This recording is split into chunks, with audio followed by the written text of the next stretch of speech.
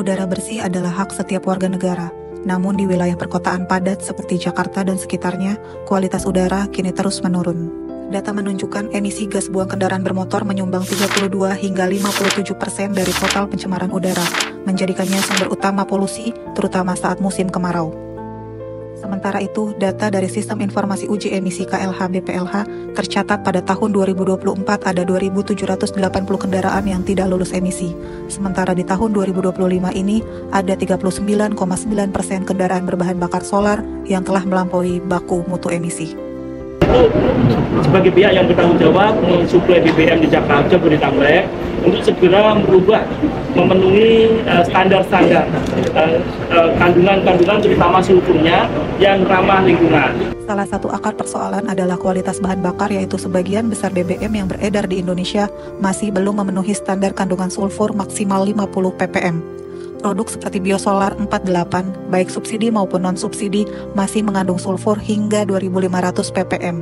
Angka ini jauh di atas ambang aman kesehatan. Kementerian Lingkungan Hidup Badan Pengendalian Lingkungan Hidup terus melakukan kolaborasi untuk mendorong transisi bertahap menuju BBM rendah sulfur atau setara dengan Euro 4. Pemerintah mendorong Pertamina untuk mempercepat penyediaan bensin rendah sulfur mulai tahun 2025 ini, dan secara penuh ditargetkan tercapai pada tahun 2028. Upaya ini memerlukan dukungan penuh lintas sektor, mulai dari Kementerian Keuangan, Kementerian ISDM, hingga pelaku usaha energi. Diperkirakan tambahan biaya produksi BBM rendah sulfur mencapai 300 hingga 500 rupiah per liter, dengan total kebutuhan dana hingga 33,6 triliun untuk sampai di tahun 2028. Sebagai bagian dari strategi transisi energi bersih, pemerintah juga merekomendasikan pengurangan volume BBM bersubsidi atau PSO, dan sedang mempersiapkan revisi Peraturan Presiden Nomor 191 Tahun 2014 agar menjadi landasan hukum distribusi BBM PSO rendah sulfur. Selain itu, masyarakat didorong untuk beralih ke transportasi umum, kendaraan listrik maupun kendaraan berbahan bakar gas atau BBG sebagai solusi jangka panjang yang lebih ramah lingkungan. Namun, polusi udara bukan hanya berasal dari kendaraan. Pembakaran batu bara menyumbang 14%, konstruksi 13%, pembakaran sampah dan limbah pertanian 9-11%, aerosol sekunder dan industri 1-16%, dan debu jalan beraspal hingga 9%.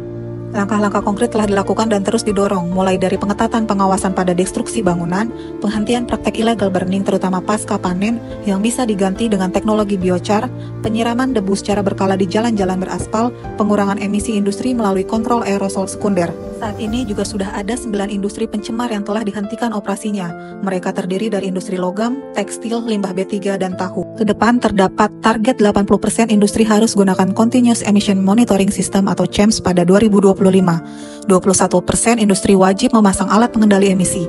14% konversi bahan bakar industri beralih ke gas alam cair atau LNG. Selain intervensi langsung, aspek ekologis juga sangat krusial. Tutupan hutan minimal 30% diperlukan untuk menahan laju polusi udara secara alami. Bila kualitas udara terus memburuk, modifikasi cuaca juga akan menjadi opsi strategis yang dipertimbangkan.